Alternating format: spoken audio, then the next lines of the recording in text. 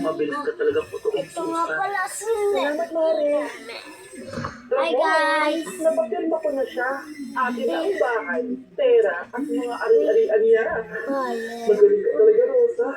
Kaso kailangan natin kumilos na mabilis. Ang sabi ng doktor, nagre-recover na yung mata niya. Ano? Papalayasin na natin sila. Total, nakuha na natin ang gusto natin. Nay, bakit mo sinirmahan niya, ha? Mali ba namin kung ano nila naman ang papel na yun? Huwag kang mag-alala, anak.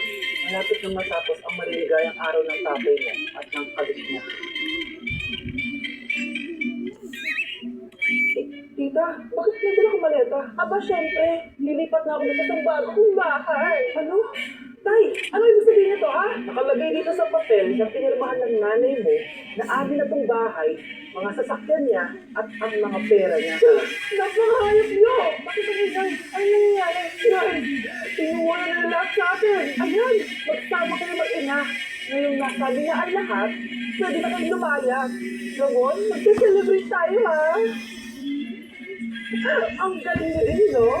Ha? Nakakakita ka? Bago kayo mag-celebrate? Smile ba? Kumpirma ko ba talaga yung nakalagay dyan?